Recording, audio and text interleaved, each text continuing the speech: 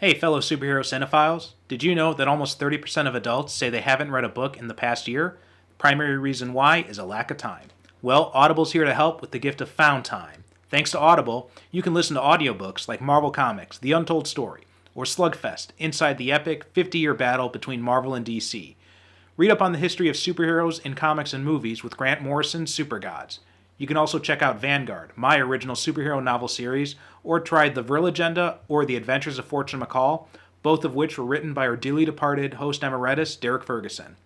Whatever you're looking for, Audible has thousands of titles that you can consume while commuting, exercising, cooking, or just relaxing at home. And not only audiobooks, an Audible membership also gives you access to tons of content like podcasts, theatrical performances, and exclusive Audible originals that you won't find anywhere else. To give you a taste of what you can get, Audible has partnered with this show to provide listeners with a free 30-day trial. All you have to do is go to audibletrial.com/supercinemapod, and with your free trial, you get one free audiobook and 2 free Audible originals. In fact, you get to keep those titles even if you cancel before the trial is over. So what are you waiting for? Head on over to audibletrial.com/supercinemapod and start your free trial today.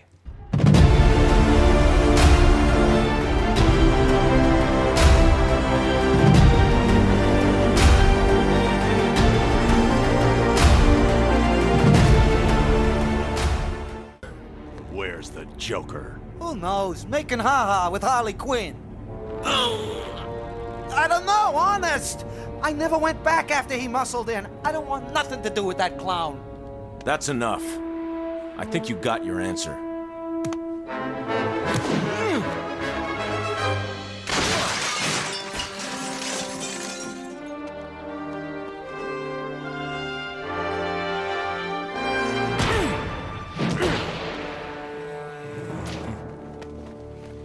I heard you were crazy. I didn't think you were stupid.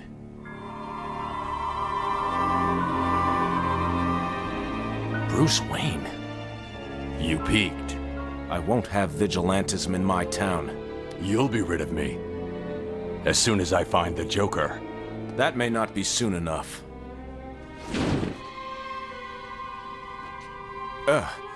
It doesn't take much, does it? The Joker has 20 pounds more where this came from. Thought you might like to know.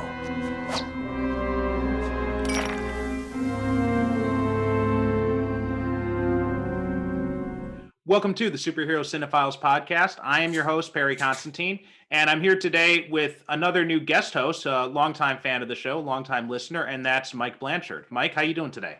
Hello, I am doing as well as can be expected. Mm-hmm. I'd rather vax on than vax off. Yeah, we don't have that option here yet. They're doing a very slow rollout out here in Japan. Oh, jeez. Mm-hmm. You would think it would be fast rollout everywhere, but anyway. You would think, but the way it works in the ruling Japanese government is you fail up. So, well, we did that for the past 4 years, so yeah. Here's hoping we can. Anyway, first thing I want to do is have you tell the people a little bit about yourself. Oh Lord, about me. Well, I have been podcasting as of December 8th or 12th or whatever date it'll be later this year. It'll be podcasting 13 years. My podcasting network celebrates its 12th anniversary on June 1st. That is the Geekcast radio network of podcasts. So I've been doing that it's probably the longest time that I've been doing anything. Mm-hmm. Born and raised in Massachusetts. No, it does not matter if it's Tom Brady at QB, New England Patriots, it's fly or die, pretty much. It doesn't matter who is in the position. It's the team that matters. Mm-hmm. Same thing with the Red Sox and the Celtics and the Bruins and all that. I lived in Kentucky for 25 years and lived other places and things like that. Just found out 2 years ago that apparently I have, that I have enlarged ventricles in my brain. Oh. And that I had hydrocephalus. Mm-hmm. Hydrocephalus is quite literally a week after I had my brain surgery 2 years ago is what killed Tim Conway. Oh, wow. And I'm like, how did they not catch this before? How did nobody in my entire life know about this? My mom had passed away about 6 years ago. And I'd been asking her my whole adult life, what's going on? Why, what is all this? And she never could give me any answers and anything like that. But it took, it took one day, and I always go by the recommended what you're supposed to take. But if I'm in as much pain as I was in then, I took one day, and I took throughout a 12, almost 18-hour day, I took 15 ibuprofen because I could not get the pain to go away. The next day I went in for a CAT scan. They're like, yep, you need to have a drain put in your head so we can drain all this stuff out of you. Oh, wow. I'm like, okay, good. They put the drain in. It's been fine for 2 years. About month and a half ago, 2 months ago, the headache started up again. And I'm like, you got to go in for a CAT scan to make sure. And now it's just, I got to get the records from the other states because I had the surgery in Illinois. We now live in Washington State. So it sucks that the medical community state doesn't talk to others. One state doesn't talk to other states and all that. So now I'm just waiting on the comparisons to see if it's gotten worse or better. And for a while there, I thought it was better because I hadn't had any kind of headaches or anything like that for the longest time since the original brain drain 2 years ago. So yeah, that's me. I don't want to say average geek, but 80s, 90s, Transformers, He-Man, Thundercats, Batman the Animated Series, Justice League, Superman, all that stuff. So speaking of which, what do you think of the new Masters of the Universe revival images that have been coming out? Until I see, the toys look really cool. I won't collect any of them because I'm just not, the only collection I have right now is Funko. But the toys look great. What we've seen of whichever cartoons they are, it looks interesting. But until Netflix says, hey, this is coming July, whatever the date, I think it's supposed to be July 23rd. Until I see an actual trailer, I'm very skeptical that Kevin Smith is involved because Kevin Smith is, Kevin Smith. He is Mr. 37. And it just, I don't know, it just feels like they are doing so much at one time. Like they have all their eggs in all these baskets. And I know the saying is don't always have your eggs in one basket, but you can also spread yourself thin to a point where you're like, hey, there's nothing here left. So I'm like, come on, Mattel, slow down just a little bit. Okay. All right. Now there's some other news that you brought up to me right before we started recording. So since you brought it up, do you want to go ahead and tell people about this? I am looking, absolutely. I am looking at the at World's Finest online. The World's Finest. I've known these people for years now. One of the guys that runs that is named James Harvey. And it's 2 articles. One is My Adventures with Superman animated series gets 2-season order by Cartoon Network and HBO Max. Warner Media has announced that the new animated series My Adventures with Superman has been given a 2-season commitment from HBO Max and Cartoon Network. The new animated series, a premiere date is expected to be announced soon. Sam Register serves as executive producer. Superman will be voiced by Jack Quaid.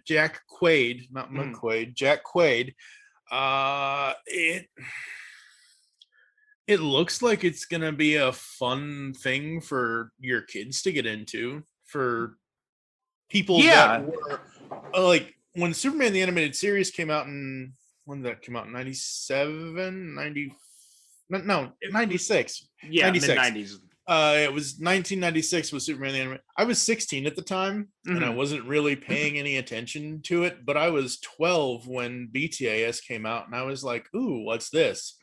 My then stepmother at the time saw Batman punch a guy, and she's like, yeah, you're not watching that. I'm like, oh, you bitch. But eventually I came to my senses and watched the DCAU on my own. I'm not sure what to think about this one because it looks like it's aimed more to recapture what Superman the Animated Series was supposed to capture with us when we were Mhm. kids, kind of thing. Yeah, it's got it seems, yeah, it's I mean, all we have is the description Yeah. and the one image of Lois, Clark, and Jimmy. And I like it. I like that they do these things that are more for kids, especially after the long long period when we only had, the Dark Superman who breaks people's necks. So I love the idea, and especially, now that I've got a daughter, I'm looking forward to watching some of the stuff with her. So I think it's great. It looks really interesting from what we see here. Jack Quaid, who's on The Boys, he's really good on that show. So I'm looking forward to seeing where it goes. Yeah, me too. It's going to be interesting. And again, people our age will always say, why does it have to be another origin story? Well, it's not for us. It's Yeah. for the kids that were our age now, kind of thing. Like I just kind of scanned part of the plot description about how it's, Clark Kent, shaping his secret heroic identity of Superman, and how Lois is this up and coming investigative reporter. So, okay, it's going to be an origin. Fine. It also seems like it's going to have more involvement of Lois and Jimmy than Superman the Animated Series had, which I think is also an interesting thing to add in too. Yep. And then the other piece of news coming from World's Finest again, Batman Caped Crusader animated series ordered by Cartoon Network and HBO Max.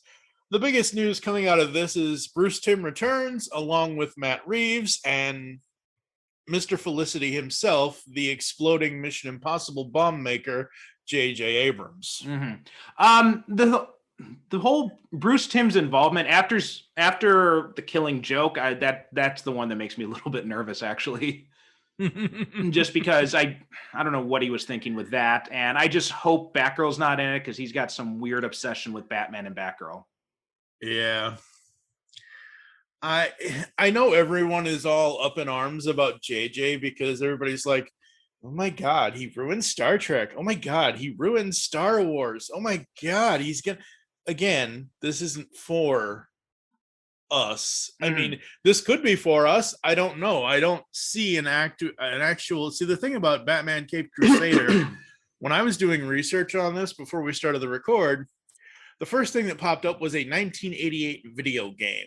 Like I literally had to do deep dive of Batman Caped Crusader 2021 news or whatever it was that I searched to even find this, even though I already had this article pulled up. But like, there's no plot description here. There's not even a voice cast announced yet. I'm hoping against hope it's Conroy, but if it isn't, I really doubt it. I don't know. I mean, maybe this is the original. I mean, this is more of the original design that Bruce Timm had in mind, or somebody else had in mind at the time when BTAS was happening 30 years ago. Because I remember when they did the 75th anniversary. Yeah, short. It's from like his first appearance, Cowl.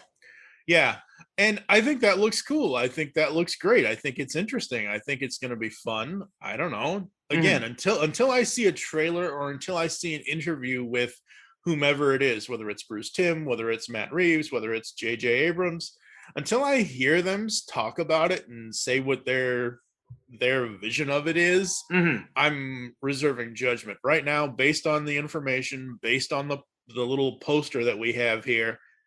It looks cool, but who knows? Yeah. Speaking of Abrams, he actually made an announcement in a recent interview saying that even though he's got this deal with Warner Brothers and DC, he doesn't plan to do any directing of projects based on existing IPs in the near future, which I think is a good thing. I like it better that he's just kind of like acting in a producer capacity and just finding the right talent for these things. Like, I mean, he's got Ta-Nehisi Coates doing Superman. He's got Bruce Timm back on Batman, which, we'll see how that goes. But I think that's, and I think he's responsible for finding, what's his name for Last Jedi. So I'm all for him taking more of a backseat and doing, putting talent together as opposed to doing the directing himself. That's the thing, and I'm not saying the man has peaked. Mhm. You look at his career and what he's done. The main things I know: Felicity, Alias, the Mission Impossible movies he directed, obviously the Star Wars stuff that he did and the Star Trek stuff that he did. Mhm.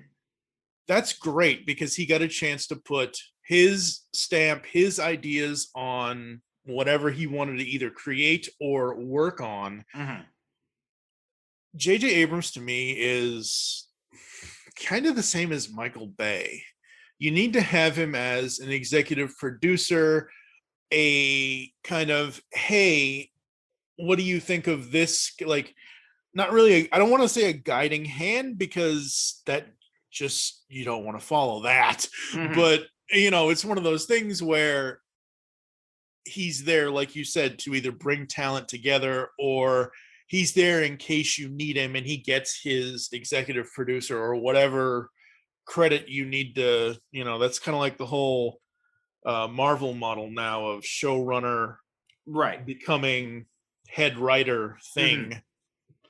And another, it seems like it's only DC news this week, but another thing is it looks like the Batgirl movie is moving forward. They've got the directors who they directed.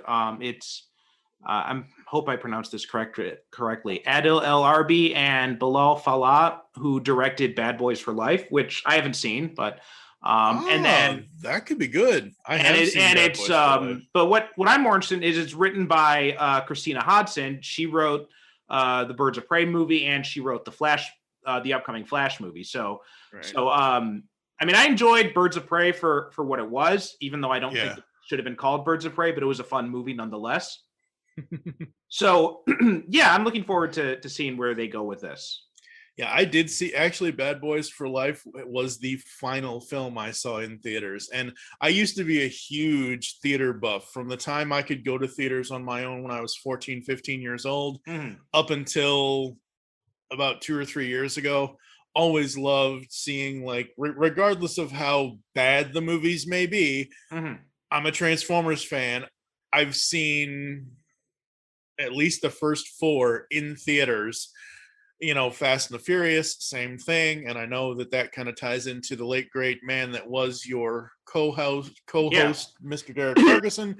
I've seen all of those with the exception of Tokyo Drift in theaters. So I used to be a big theater guy. I always used to go by myself. I would always pick like the earliest morning time I could go because I'm like, I don't want anyone in here. And this is before COVID, obviously. This is, Right. the last 30, 20 years of my life. It's like, I don't want anybody around me. No kids, no teenagers, no nothing. I just want me and the giant screen. And now I'm more like, I can wait for it to hit media release. And the other thing that came out is, again, all just like all DC stuff this week. But did you ever play the Injustice video game? No, but I've seen people play it. Okay, so they also did a comic book based off it, which was actually pretty good by Tom Taylor. But it looks like that it's getting an animated movie. The Blu-ray and digital special features of Part 2 of Batman: The Long Halloween is going to include a sneak peek at the Injustice animated movie, but that's really all we have on it. The special features are also going to include DC Showcase Blue Beetle, which is going to star, obviously, Blue Beetle, as well as Captain Atom, The Question, and Nightshade as they battle Dr. Spectro. And then some movie flashbacks of The Dark Knight Returns, Hush, and Batman the Animated Series from the Two-Face episodes. Very cool. But yeah, the Injustice, it's a perfect thing to do for an animated movie because I like it when the animated movies do these adaptations of these comic stories that you'll never that shouldn't be like the tentpole franchise anyway. So I'm looking forward to seeing how that turns out. Absolutely. Okay. All right. So that's the end of the news for this week. So that means it's time to move into the movie. So we're talking the Batman Superman movie, World's Finest, which was the Batman's introduction into the kids WB, because Batman the Animated Series started out on Fox.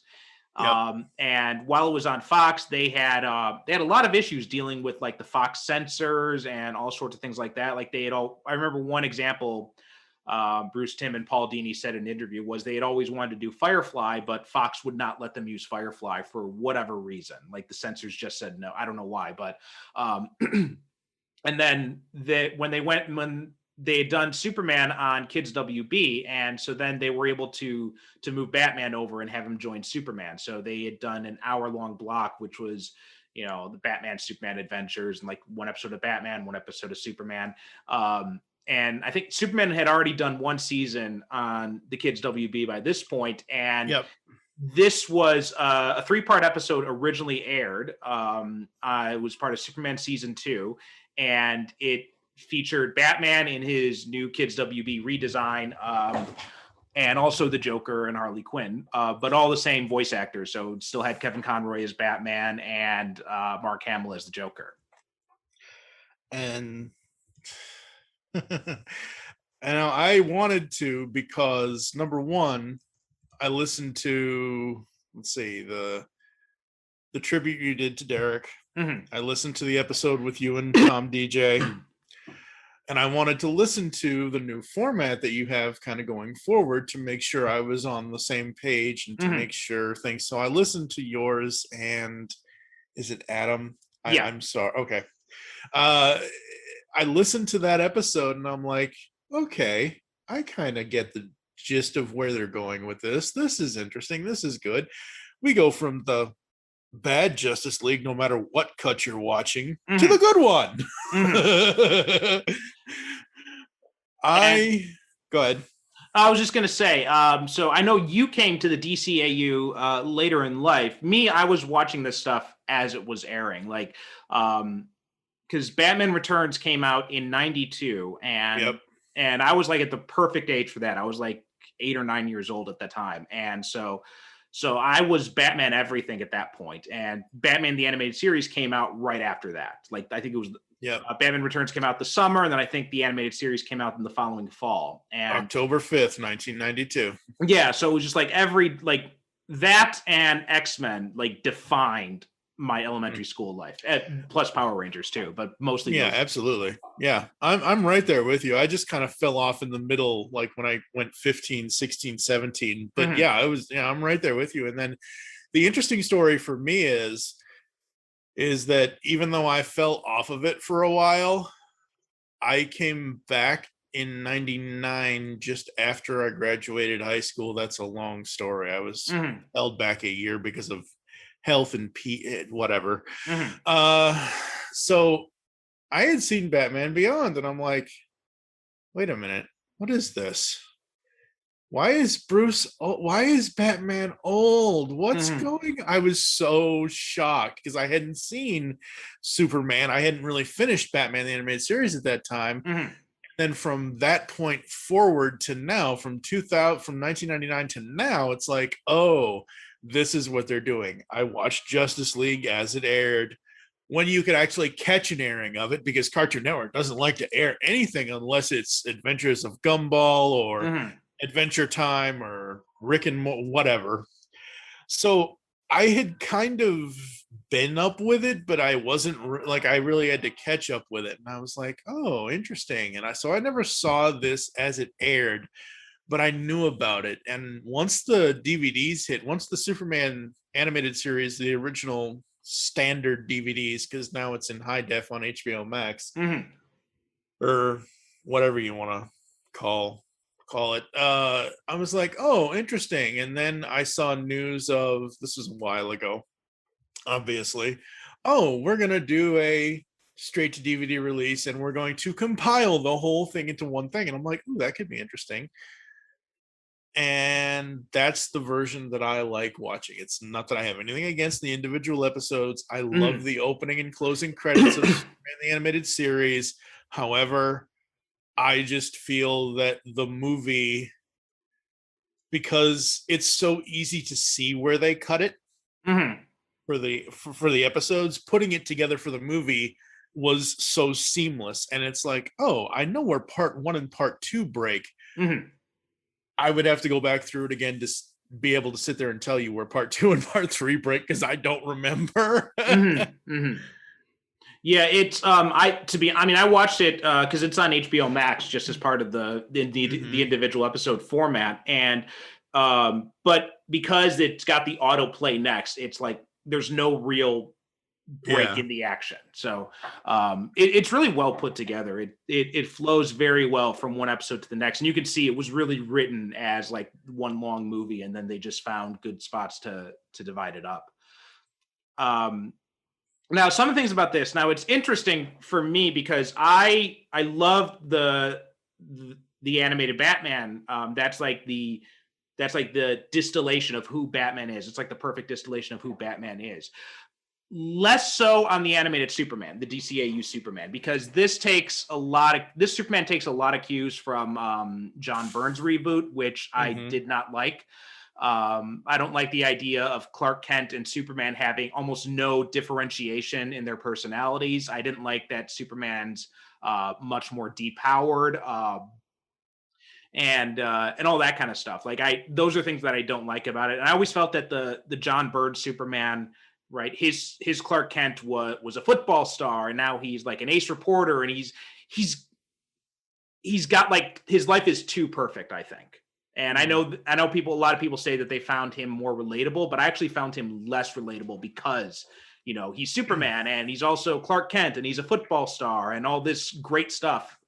And there's that lack of like the tragedy aspect, like with Superman the movie, which is one of my favorite scenes when Jonathan Kent dies, or or just like in some of the incarnations where he's like this wallflower type who he's got to keep, he's got to put on this mask in order to kind of, so people don't really know who he is. So that whole thing about having to wear these different masks and everything, and the things he's had to go through, and just like having those lessons in humility, I felt that the John Byrne Superman lacked a lot of that stuff.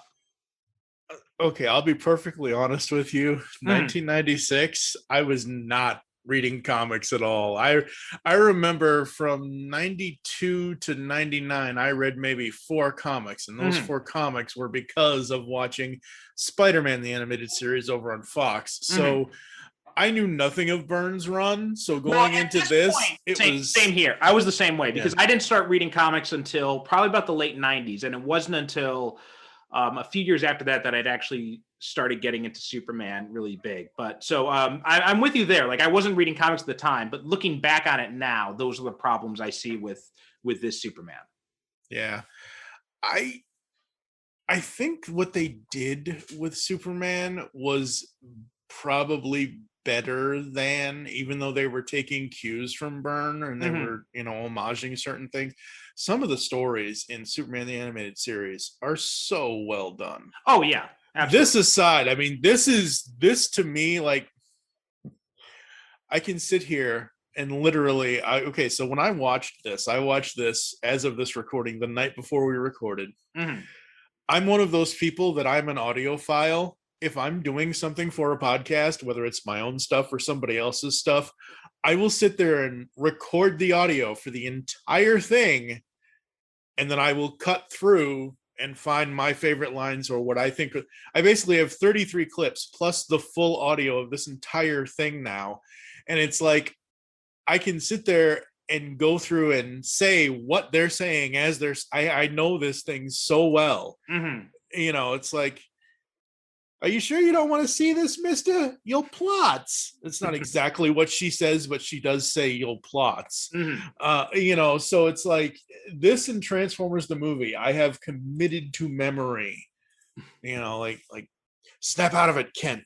That whole thing. And Superman in this surprises me. It doesn't really surprise me, but it surprises me on this viewing, because you go through the entirety of the DCAU past this, and you get to Destroyer at the end of Justice League, and he's like, but you can take it, can't you, big man? No, Darkseid. What we have here is a chance for me to just let loose. In this movie, you see how the restraint hurts him a little, because like in the very one of the very last scenes of World's Finest, when he's fighting the giant robots, Mercy is tied to one of them. Well, obviously Superman's not going to hit a woman. He's not going, at least 30, 40, I don't know what he does now, but so the restraint of them, the animator animating his arm being held back from throwing that, I was like, oh, that is so good to just show how hard it is and how difficult it is for him to just not go full force all the time. Yeah, I noticed that too. I thought that was a really good touch they did. And that's one of the things that I do have a criticism about, is that the Superman in, not so much in this episode, but in some of and especially when you get to some of the Justice League stuff, is this Superman, it's less of the concern with the saving people aspect of it, right? This is more of the punchy Superman. But I really liked that they threw that in. Like, he's about to go all out on this robot, and then then Mercy swings into view and he can't hit it. Yeah, exactly. And the only reason why they made him a wimp in Justice League season 1 is because they thought they needed to depower him. Right, which I think is also why they took cues from Byrne's run with the Superman the Animated Series and depowered him as well as this, because like there are things when he like when the exploding gumballs start coming out and he's like flinching, that stuff like that. And so that's the kind of stuff, like, that's not my Superman. But that aside, like you said, the stories in the animated series, all that aside, are really good. And one of the things they did take from Byrne's run, which was there are only two things I like from Byrne's run. One was that he wasn't Superboy. I always thought that was always kind of a weird thing. The whole idea of Clark Kent and Superman both come from Smallville, and they both moved to Metropolis at the same time. It always felt very weird to me. That kind of stretched the suspension of disbelief a little too much. It was one of those problems I had with Smallville, when I'm like, well, by the time he becomes Superman, everybody in the world knows who he is. So pretty much. Secret identity doesn't really work then. No. Then again, Welling didn't want to wear the tights because he was so afraid of the curse. But whatever. It was a weird thing too. Even when he came back in Crisis, he didn't want to put on a suit. So, and you know what? Honestly, in Crisis, I get it, because in Crisis, it seems like it's so far ahead of where Smallville, okay, at the end of Smallville, and again, as we're recording this, I think a few days ago or whatever, it's been like 10 years since the finale of Smallville or something.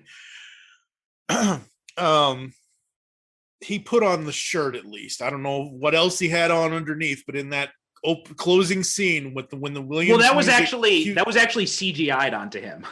Oh, okay. Of course it was, because heaven forbid.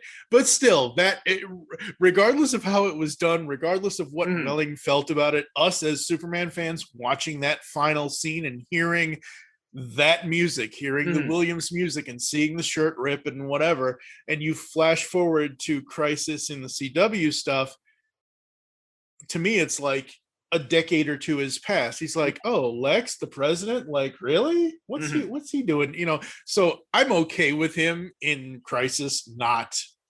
Yeah, well, when we did our Crisis episode, Derek and I talked about that scene, and one of the things I liked about that cameo is that I felt like it was a better ending to Smallville than the actual series finale was. Absolutely. The only good thing about the series finale for Smallville was using the Williams score at the very, very end. Well, I like seeing Michael Rosenbaum back as well. True. That was good too. But like the whole giving him amnesia thing was just weird. But anyway, that's another story. But going back to this movie, when they redesigned the characters for when Batman came over to the Kids WB, it's really weird because there are some redesigns that are really awesome. Like, I love the new look they have for Batman with getting rid of all the blue and just going with the silhouette and the pouch belt. That's like the perfect Batman design. So I love that. But then you look at, and also what they did with Bruce Wayne, because I don't know why they put him in that ugly brown tan suit in the animated series. The frumpy brown coat and yellow shirt. It was Man. ugly. Like every time I have to look away when I've been rewatching it in like batches on HBO. Now it's on HBO Max, and whenever he comes on as Bruce Wayne in that suit, I got to look away because it's just so ugly. The one time that I can forgive it is the episode The Forgotten, when he ends up with amnesia and he ends up being in the camp with the dude, and the music swells, and this is the episode where Alfred has to pilot the bat. Listen to me, you stupid, whatever Alfred says to the Batwing. That's the only time I can forgive the frumpy brown suit with yellow shirt. And I guess at the time they were trying to, like, the way I've always seen it is Bruce Wayne is the mask, Batman is the man. Right. When it comes to the DC animated universe, when it comes to Bruce Timm and James Tucker and Radomski and all them. So you don't want to necessarily show off that Batman has a six-pack. You don't want to necessarily show off that he's got a beer gut like Bullock or anything, but at least it hid enough of stuff so I can kind of forgive it. But I understand where you're coming from. Yeah, the thing about me, like, I've always viewed part of the Bruce Wayne mask is the fact that he's this playboy type, and and I think with that you got to have like a sense of style, and like he's got no style, and so that's why I really like what they did here, because now, you know, he's got his hair neatly combed, he's wearing the black power suit with the red tie, and it much more suits Bruce Wayne than it does than the frumpy look did. Absolutely. And this movie is set up perfectly, and this is how all team-up movies should be. And I need to give credit to, I believe it's Michael David Sims and James Doe over at World's Finest Podcast over at earth-2.net. They had said this years ago when they were doing the DCAU reviews that they did. This is the way the most crossover movies should start. You start with the villains. You have the villains either getting along or not getting along. And then you have the heroes, where the heroes are reluctant. They're unsure of each other. They don't know. I mean, Lois says it perfectly. Like, you know, what, that nut from Gotham City, you know? I mean, it's just one of those, you know, he's not like your Batman. But it's one of those things where, and then they get to a point where they're like, oh, hey, maybe we're on the same side. And right at that point, when Clark goes into investigative mode and he's revealing his ideas of why they can't find the Joker and what Lex is doing, and Bruce is like, well, maybe I should just ask him. And that is one of the best scenes in this is finally seeing Lex Luthor thrown off his rocker by Batman. Yeah, I love that. And that was something that stood out to me as well. The fact that, you know, Lex Luthor is not scared of Superman at all, but Batman scares the crap out of him because he doesn't know what Batman will do. Going back to the design too, another thing I wanted to mention is like I said, like some of the designs are really good, like the Batman, the Bruce Wayne designs, those, and a lot of the other characters, they got these updated designs as well. But one of them that I did not like was the Joker. Like, I don't know, like getting rid of the red lips and and the black eyes thing, just it doesn't really work for the Joker for me. That was one thing that I never liked watching those episodes of the Joker because of that. And I liked when he did appear again in Justice League, they did like a mix of those two styles again. Yeah. It's one of those things where I know they needed to redesign him, and I understand why they got rid of the red lips, because again, which is weird that they did, because you're going from Fox, who at the time, like, as long as nobody shoots anybody, you know, basically G.I. Joe, every shot misses. They're shooting at people, but you don't actually see people getting shot. And going from that to Kids WB, which Kids WB just basically let them do anything. I mean, look at Growing Pains, the new Batman and Superman Adventure episode, Growing Pains. This is the one with Tim Drake and Clayface, and it's this little girl named Annie who Tim kind of has a crush on. Well, she's just a piece of Clayface. But it's like, ooh, Clayface. Like, I don't know how they're going to get away with this. But again, kids WB, they can get away with it. Yeah. And in this, the redesigns, Joker redesign it. It's okay. I think it works when he's being menacing. Mm-hmm. When he's being funny, it doesn't necessarily work. But when he's like the scene where Lex is like, "Oh, he's just some mere mortal in a Halloween costume," and Joker turns to him and looks at him like, "There's nothing mere about that." Like, when he's doing all of that, I think it works when he's being the sinister part of the Hamill Joker. When he's trying to be the Jekyll the Clown comedy version of him, it doesn't really work. Yeah. And that's why I really like what they did with him when he came on Justice League, because he's got the more expressive eyes back. He's got the red lips back. But they're using those darker tones too. So it's a really good look for the Joker. I thought they did there. Absolutely. Another thing I mentioned is going back to what you said about the team up aspect too, is I think one of the best things about this is the whole dynamic between Bruce and Clark. And I love how right at the start they explain how they each know each other's secret identity, because it kind of happens in Batman v Superman, but we never find out how they know who each other is. But here, like, we see, like, Superman, he uses X-ray vision right on Batman's mask.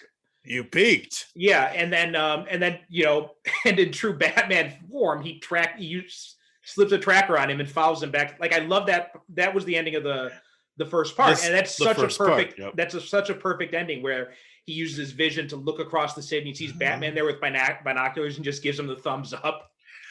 Okay, so there has been long standing with me, my friends, with everybody I know. Like, what is he actually like? I know he's trying to salute him. Like, what he's trying to say, hey, by the way, haha, I know who you are now. And that's why at the end of that episode, the end of that part of the film, Superman crushes the thing and he's like, touche. Well, I've taken screenshots of Batman in that moment so many times over the years. I think it's just two fingers on his head. It's not even a thumbs up. It's just two fingers that he just kind of pushes off of his forehead. And I'm like, okay, so he's kind of giving him the middle finger here. Really? Because I don't know. Maybe there's a different version in the movie, because there isn't. Okay, I've screen capped it from both things, and it just looks like he has his index and middle finger to his head as some sort of salute, like little mini salute thing. I thought it was just like down here by his side. That's why I always thought it was a thumbs up. I don't think so, but anyway. Yeah, I'm not sure. But I always took it as a thumbs up, and just like a little, it's just whatever it is, it's just like a little gesture, like you got me, I got you back. And it's just that little back and forth thing. And I thought, and it was also his way of communicating that, look, there are things I can do that you don't even know about. Exactly. Yeah. And I do like, and I like that they didn't go too much into the rivalry route, right? There's this mutual respect they both have for each other, even if they don't agree with each other's methods. Yeah. Yeah. I mean, that's the thing. Like, they go a little bit in. I think the closest thing we have to the rivalry is where, Batman's, hey, Binko, it's been a long time. That's enough. And then Batman just flips him. Yeah. Like, oh, crap. Okay, then. Like, I think that's the closest this needed to be with the rivalry. The rivalry does not need to expand upon the entire film, because you need to have that point of where they come together and realize they're working to the same end goal. Yeah, they had a really good job. And also, and Batman's the one who, he starts it and he ends it. Like, I did kind of like that, where he, like, Superman's not really, right, he's not antagonizing him, really. He's just saying, hey, look, you're going too far. And then Batman's the one who gets antagonistic, flips him over. And then he pulls out the piece of kryptonite. And it doesn't take much, does it? Right, yeah. And he holds Superman at bay, but then he tosses it into the water, and he says, like, just thought you'd know. And then he goes, and I thought that was it was it was like his way of saying that, like, look, this is what's happening. I'm here. I'm actually here to help, even though I may be an asshole sometimes. Yeah, pretty much. Another thing I like is this. I mean, the casting in this is amazing, especially on the Batman side, right? Kevin Conroy, obviously, Mark Hamill, obviously, but also, Clancy Brown is Lex Luthor. He's just such a. He's probably my. It's weird. Like, I go back and forth between him and Rosenbaum, because Rosenbaum, I liked his portrayal, but the stories weren't always. He wasn't given as good material to work with as Brown was. Yeah. Yeah. No, the casting here is amazing. It really, really is. This is the first time you have Kevin Conroy and Tim Daly together as Batman and Superman. You have Dana Delaney is by far the single greatest voice of Lois Lane ever. Yeah. And it's so funny at some point. I don't know when I saw this, but look up a movie. It's called, not now, but later. It's called Exit to Eden. And she stars in that. And I'm like, oh my God, Lois is hedonistic. Yikes. Oh, wow. It's a really fun, interesting, silly movie. And also, I think this is actually one of the few times, because Tim Daly didn't reprise the Superman role in the Justice League shows. No, it went to George Newbern. George Newbern, yeah. Yeah.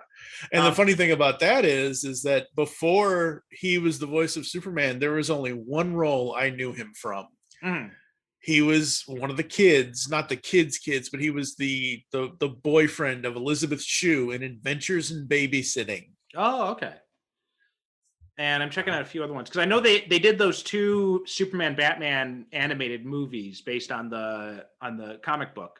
And Tim Daly came back as Superman in, I think he came back in both of them, just double checking. Yeah, he came back as Superman in both of those. We also had a reunion of the 4 of them. It was Conroy, Delaney, Daly, and Brown in the Batman Superman story, which was season 5, episode something of The Batman. Oh, okay. Yeah. That was always it. Like, I remember actually watching that on Cartoon Network when it aired. I'm like, Kevin Conroy, Dana Delaney, and the fact that this film, this 3-episode arc, shows that it's not Clark and Lois, it's Bruce and Lois. Like, oh, it's that serious. You don't know what you're getting into, lady.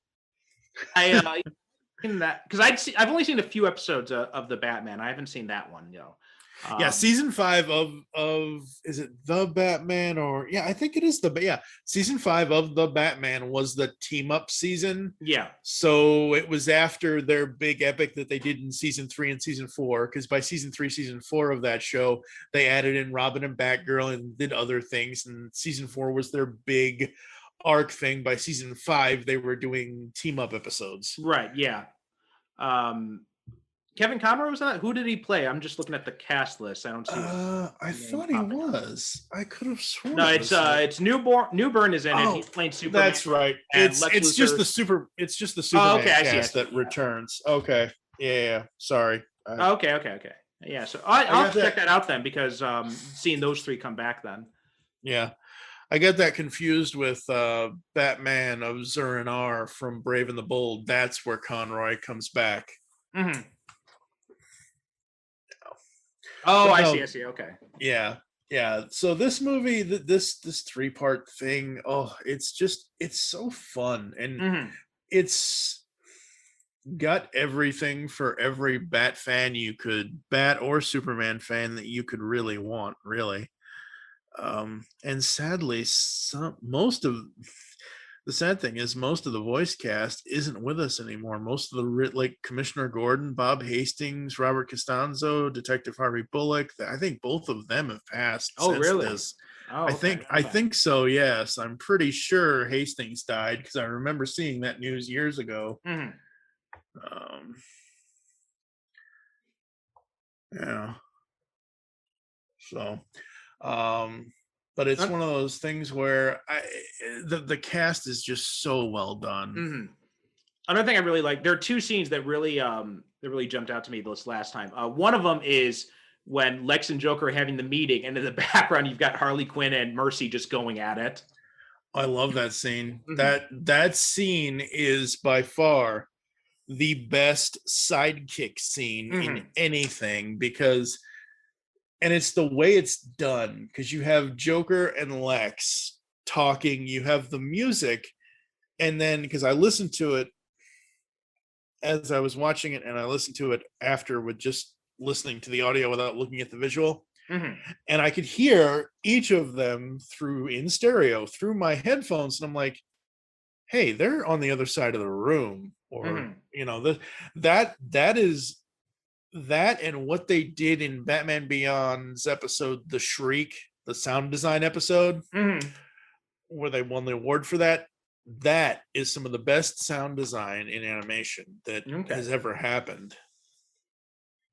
And another thing that I like too is the unpredictability of the Joker in this, right? The way he's and it's just like Batman says to Superman when Joker throws the marble, is he's like, oh, you know, you always got to expect the unexpected. And this also has that recurring motif where like the Joker always seems to die in this show, but he always comes back. Yeah. And you think about it, Joker and Batman has one of the most sinister lines in this entire thing at the very end, like you're talking about with the, is he dead, is he not dead? And Batman saves Harley, and she's like, put in. Well, at this point he probably is. Yeah. I'm like, damn, Batman, that's cutting deep, man. Yeah, that jumped out to me. It's like, oh, okay, that's it's pretty dark there. Pretty dark for a kid's show too. Yep.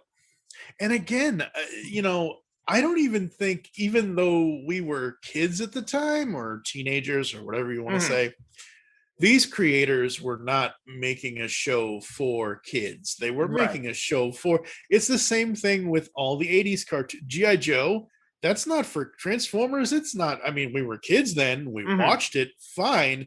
The Looney Tunes stuff, none of the Looney Tunes stuff, Chuck Jones was not making those cartoons for kids. He was making them for himself.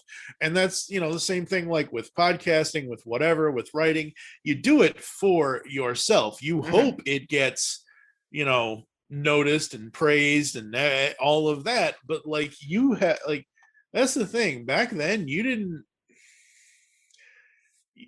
I've heard Bruce Timm in interviews on the DVD sets and everything else where he's like, oh, well, this influenced me, so I wanted to put this into this thing that I'm working on, and here's hoping people will enjoy it, will get the reference or get what I'm trying to go for here, and if we enjoy it, we enjoy it. But he never actively targeted, like, everybody back then was like, oh, you have an ages 5 to 9 demographic, an ages 10 to 13 demographic. Having the demographics is great. Having people cater, try to write stories for those demographics, that's just dumb, because you need to write a story for yourself and figure it out. And if there are things that standards, boards, and practices won't let you do, that's fine. You find a workaround with it, and you can still get, you only can make so many compromises, but you still make some to the point of, oh, well, I can live with it, the story being told this way, as long as the main part of the story gets told. Oh, if we can't shoot anybody in Batman the Animated Series, fine. It's not about that. As long as, Mr. Freeze gets more than the weekly bank robbery. Well, they had, it was a mix. There were some that were definitely like that. But then there's some other TV shows that were much more written for, I think it was when the 90s really started to see a shift, because that's when you had the much more mature storytelling in like Batman or X-Men. But I think about some of the other stuff that I grew up with in the late 80s, like the original Ninja Turtles cartoon, which is looking back on that is cheesy as hell, and it's just it's very much written for a younger audience. Or what's the other one? I recently just rewatched a few episodes of Brave Star, which I hadn't watched in years, but it was also the same kind of thing. Like you could see some elements in there, like there's some, you could tell they got some, but mostly it's got a tone that's much more directed towards kids. So you had a mix of things, I think, and now you do too. Like it's still that way. And that's fine. Like I think there's nothing wrong with doing these shows that are just for kids as well. Like the Brave, I remember one of Derek's thing was he loved the Batman, the Brave and the Bold thing. And I've watched a few episodes of that, and it's really hard for me to get into just because it's so much of that. Like I'm waiting for my daughter to get older so that she can enjoy it. And then maybe I might be able to get into it with her. There are three or four episodes of Brave and the Bold that I absolutely love. Like I mentioned earlier, Batman of Zurinar, where they go to the alternate time, the alternate planet or alternate timeline or whatever, where, you know, Kevin Conroy voices this multicolored Batman character. Oh, the Zurinar? Yeah. And then I love the Batmite episodes because it's friggin' Pee Wee Herman as Batmite. It's amazing. But yeah, no, World's Finest. It hits everything that you wanted to hit with these two characters, even with the villains. Lex is like, what is this going to cost me? And that's his bottom line. That's what always in the DCAU, that's always Clancy Brown, Lex Luthor's bottom line. Right. What is it going to cost me? Whereas Joker's like, oh no, it's not going to cost you this. It's going to cost you even more because I need to go one step further, kind of thing. Yeah. And then there's Harley, and Harley, as much as she has been thrown into the spotlight over the last 20 years, seeing her in this time, she really shines in the moments that she is given in this, because between boingy coming in with the pogo stick, or doing whatever else, at the end, like, I want a doctor, I want a lawyer, I want a cheese sandwich. Like, oh, Harley. Yeah, and I like I did think it was kind of interesting that Lois finds out that Batman is really Bruce Wayne the first time she encounters him, but she goes through the whole series and Justice League never finding out that Clark Kent is Superman. I always thought that was kind of funny. And I like what they did with it, though, because it's so subtle.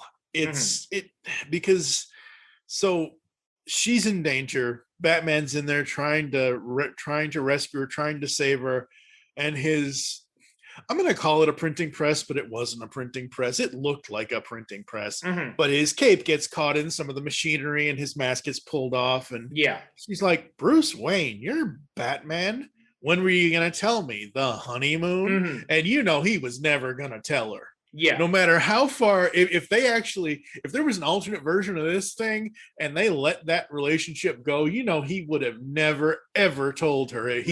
I don't want to say that they would have, and I don't think they would have turned her into an Aunt Harriet, but she would have never, ever known, kind of thing. I like that she did, because of the scenes that happen afterwards, because of, she has sympathy for him, and she has this thing of, I'm a reporter. I'm sitting on the greatest story in the world, Batman unmasked, and there's not a blessed thing I can do about it. And then later, when she's helping him heal, she's like, I'll be back. I'm going to go get some burning, stinging iodine. And I'm like, oh, I love you, Lois Lane.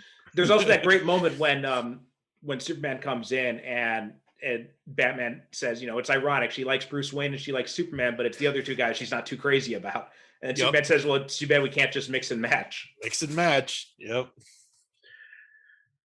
It's well, this is one of the things I really like about Kevin Conroy's Batman, because like he's a dark Batman. He's not the Adam West Batman, but he's not grimdark Batman.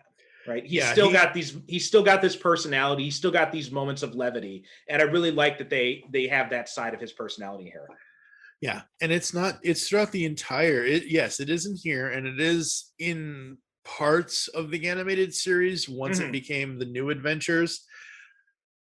But it's throughout the rest of the DCAU. If you look at any, like, I swear to God, I have more pictures on my Facebook that I've uploaded over the years of Batman smiling. Like, there's so many times that he smiles that you don't notice it until you see it, and it's like, hey. And you're right, it's not Dark Knight Returns, it's not Frank Miller, it's not Tim Burton, even though that Batman wasn't that dark, to be honest. I mean, Michael Keaton's Batman wasn't that dark. And no, he had we talked about that. He had moments of levity as well. Yeah. But especially the Conroy Batman, it's very much in the Neil Adams, Denny O'Neil vein of Batman. Yeah. And where he's got this wry humor, right? He's not just incessantly dark all the time. Yeah. And one of the best parts is in Justice League in Only a Dream, the Only a Dream two-parter. This is with Dr. Destiny. And he's singing Frere Jacques, he's humming Frere Jacques, and he's like, what's that song? What are you singing? Don't stop doing that. I can't read your thoughts. That's the idea, Johnny. It's to keep you out of my head. And because he's falling asleep as he's driving the Batmobile, stops into a coffee shop, basically cuts everybody in line, throws some cash, give me a triple. And I'm like, oh, that is so good. Because again, it's Conroy. And I had never, ever, up until Batman the Animated Series, I didn't know who Kevin Conroy was. Had no clue. That was my introduction. And I'm like, yeah, that's Batman. Because again, like you were mentioning earlier, we were at a time where 89 had happened, Batman Returns had happened, and they wanted to go off of that and create something, and they did. They created Batman the Animated Series, Superman, Justice League, Batman Beyond, all that stuff. And it's outside of Adam West, which Adam West is a whole other 66 Batman is a whole other thing. Right. But outside of that universe has got the staying power. I don't think there are any other Batman universes on television, on film, that have really stuck to people as much. Like, can one of the animated movies, the direct DVD animated movies, reach, like, I'm not going to say Hush, because I actually have never read Hush. I have no interest, but whatever. It was an okay story. I have no opinion because I've never, whatever. But it's one of those things where, Justice League Doom. I'll bring that up because that, again, is Conroy. Yeah. That may have left people feeling things about Batman and about Conroy or whatever, but is that something that is going to last you 25, 30, 40, 50? The DCAU was a thing of beauty, is a thing of beauty, and it is a thing that is going to outlast all of people in the future. They always want to say, 2015, we should have flying cars by now. Well, we're at 2021. We still don't have flying cars. By 2039, when Batman Beyond is supposed to start, I guarantee you, if any of us are still here, hopefully we are, hopefully nothing happens. But you know what I mean? Like, yeah. Like, if I croak tomorrow, I know that the universe that I grew up with for DC, for animation, can be found 30, 40, 50 years in the future at some point. Like, they'll probably dust off some old library. Oh, this old DVD format. What is this kind of thing? You know what I mean? Well, I think it's hard to say really, because I do notice some things. Like, I see, I remember Jon Stewart had this when he was doing The Daily Show, when he had George Lucas on, and he was talking to George Lucas about the prequels versus the original trilogy. And he said, my son tells me that The Phantom Menace is his favorite Star Wars movie. And I always tell him, no, it's not. And it's that thing where it's like, it depends on the generation that's coming up now, 20, 30 years, they might be looking at, Cape Crusader and, My Adventures with Superman as their DC universe. So, I think Maybe it will, they will. it'll be important, but I think it's too premature to say that other stuff will or won't be. I like taking a wait and see attitude with that stuff. And I do tentatively agree with you. What I'm saying though is, as a universe of animated property, this is the only full-on cohesive, connective one that we have. Yes, certain ones of the DC animated films connect to each other and they created a universe within that, but these were whole cartoon series on their own. It wasn't as expansive as that was. Right. Yeah. That's basically what I'm saying is the expanse of the DCAU is far reaching. Yeah. Yeah. Okay. All right. Any other things you want to touch on with this movie? Well, I mean, Superman, like you said, like Batman said, expect the unexpected. And I think Joker is, people want to say the Joker is not as smart as he used to be or something like that. He's pretty smart in this because Superman shows up with the lead suit, obviously. And he's like, he shows the kryptonite to him and he's like, whatever.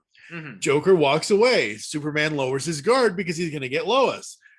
And Joker turns like, silly me, I forgot the acid. And he shoots him with the acid and throws the kryptonite at him. And it's just like, you don't underestimate the Joker. Right. The Joker is the ultimate version of Big Brother. Expect the unexpected, like Batman said. And it's so funny and interesting to see this movie now versus when the multiple other times I've seen it, because I haven't watched these and I haven't watched this in a long time, and I just snap right back into it. Yeah. So good. Yeah, absolutely. And there's not a whole lot more to say about it. It's just, I don't know anybody who doesn't like this movie. I don't know how you can't like it. It's not about whether people should or shouldn't like it. I don't know how someone can't, even if it's just someone who knows nothing about it, knows nothing about just my mom, heaven, rest her soul, all that. My mom's been gone 6 years. If I showed this to her and she only knew Christopher Reeve and Adam West, she could probably come away with this laughing in a few of the moments or having some reaction to some of the moments. And it's not about showing people whether they have 30, 40, 50, 75-year history with these characters. It's getting them to see how awesome these characters actually are. Right. I don't know of anybody that I interact with that actually actively dislikes this, because there really is nothing to dislike. Well, I know if I showed it to my mom, she would not like it. Just based on the fact that it's animated and it's superheroes, I know she would not she would not even give it a chance. But other than that, it's a perfect representation of what the relationship between these two characters should be, and it also does a good job of showing the different types of threats that both Batman and Superman are up against. Yeah. And because you've got Lex Luthor who's a threat, but he's not as even he's terrified by what how far the Joker's willing to go. Yeah. And I like that. And it reminds me of going back to something in the comic books. Back in I think it was the mid-90s, Mark Waid did this limited series called Underworld Unleashed, where all these villains made deals with can't remember the name of it. It was, Necron, I think it was, one of the satanic characters. And they're showing like Necron's brought out all these villains and it's all narrated from the Trickster's point of view. He's the narrator of the story. And he's got this round table of all these big name villains who have made deals with Necron. Like there's Lex Luthor, and then one of them is the Joker. And then the Trickster's narration says, "Oh, good job. Bring the guy that everybody hates to be in a room with." He's like, when villains get together and they want to scare each other, they tell Joker stories. Yeah. And I think they do a good job of capturing that in this, and also in the Justice League episode when Joker appears too, because he shows up with the Injustice gang and nobody wants to work with him. Nope. Yeah, that's another one of the images I have captured on Facebook. Shows up every couple of years or so. Like it's the Joker with the popcorn and Batman is tied up next to him. He's like, and I'm like, movies with superheroes. Here you go, folks. I actually had a chance. Oh man, it's been next year will mark a decade since I did this. 2012, I had a chance to interview Kevin Conroy, and that was by far one of the single greatest interviews I have ever done. And in that interview, he tells a September 11th story that is just so good. I'll have you direct your listeners to it if they'd like to, because I don't know if I can truly capture what he said, but basically he was going down to help and he was asking where he could help, and he ended up helping in this kitchen. And he was just with some other guy, and he's like, what do you do? And and the guy asked him back, what do you do? I'm a voice actor. And the guy kind of, the way Kevin the guy kind of smiles at him. He's like, yeah, but is there I hear something in your voice. Is there a specific character? Oh yeah, I'm the character of, I voiced the character of Batman. And the guy goes out to the cafeteria, the room that they're serving food to. Hey guys, Batman is cooking your dinner. Somebody in the back says, bullshit, make him prove it. I am vengeance. I am the night. I am, and all. It's much better if your listeners go to, I'll send you the link to that and you hear him say the story, because it's much better than me trying to imitate it. But it was like, I've heard a lot of September 11th stories. That by far was one of the coolest stories, because again, we at a time where America needed to come together, and it didn't matter who you were, even though the guy was like, oh yeah, but don't you voice a specific character? Yeah, it really didn't matter, because everybody needs to lend a hand when they can. Yeah. Kind of thing. Oh, that was so fun. But I gotta catch up with him.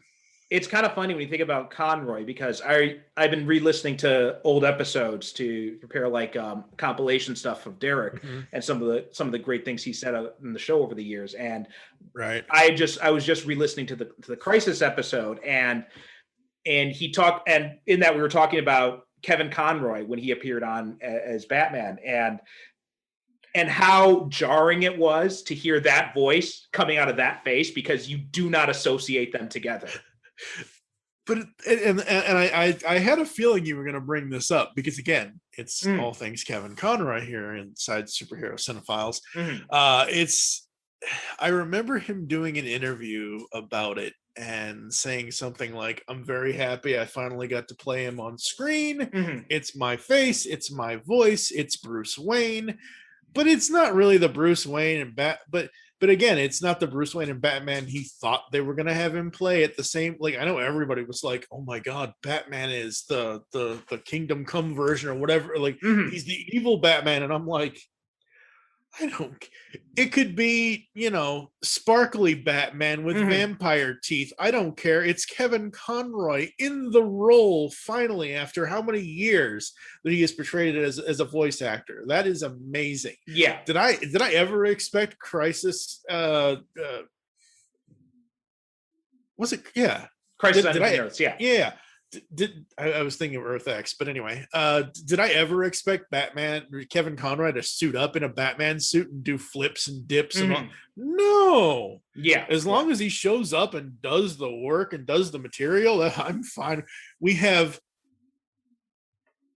85 episodes of Kevin Conroy's voice with the character doing all of the action.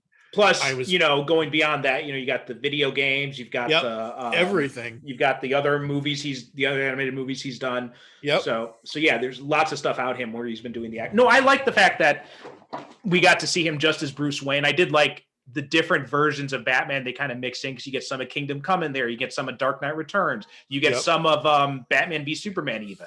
So I thought that was a really interesting choice they did, which they also did with Brandon Routh's Superman, because they got a little bit of Injustice mixed in with him, plus even Superman 3. So I thought they did. It was really cool to see how they fit all those things together.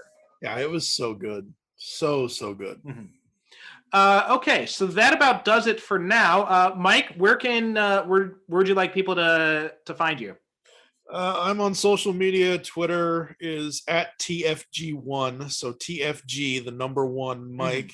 I'm on Facebook. I think it's TFG2 Mike for my fan page. Geekcast Radio Network. Geekcastradio.com is the website where all the podcasts are. I've been doing this a long time, folks, and things are interesting, I'll say, because podcasting has, in just the 13 years I've been doing, there have been so many different advancements with Zoom and Skype and all this other stuff and everything else. It's like, I can't keep up anymore. But my main show that I do on the regular, that I usually plan out pretty much a year in advance, is called The Pull Bag. I've been doing this for 8 of the 13 years that I've been podcasting. We've got over 400 episodes. We do comic reviews and discussions. Generally, how I like to do the comic reviews is I don't like to necessarily go page by page, but we kind of go through the story in that order, because I love using the Comixology guided view. Yeah. Because with the way my vision is, I kind of have to use that.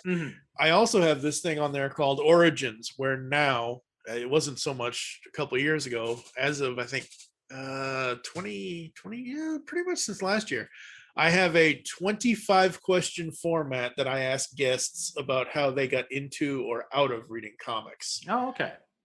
And I was hoping to have gotten Derek on there, but I never reached out at the time, because I didn't know what I had stuff going on. I'm sure he had stuff going on, and this was a couple of years ago. This was like end of 2019, when we were about to move from Illinois out here to Washington State. Right. So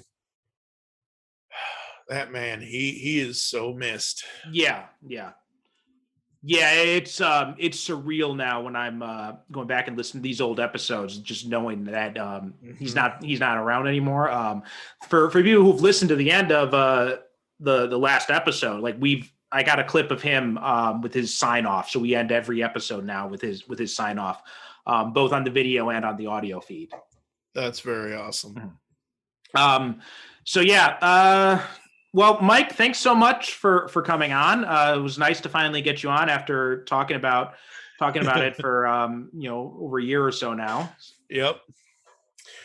Now got to get you on the Pull Bag to do your comic stuff. So yeah, we'll have to find a time to do that.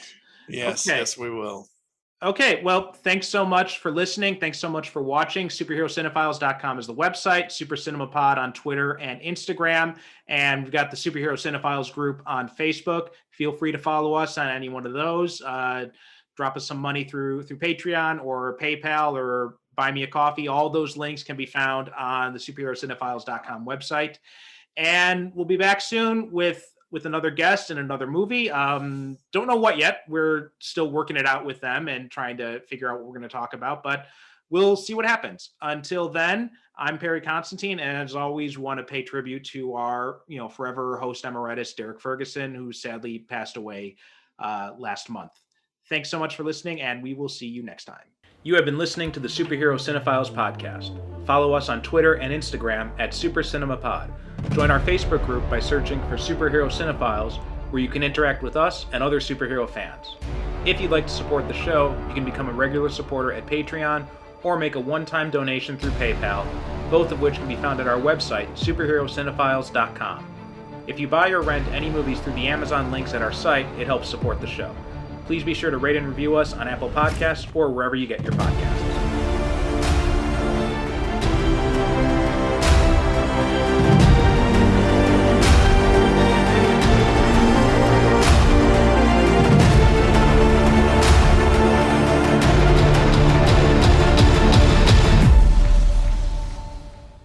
Thank you for listening. And as always, good night, good evening. God bless.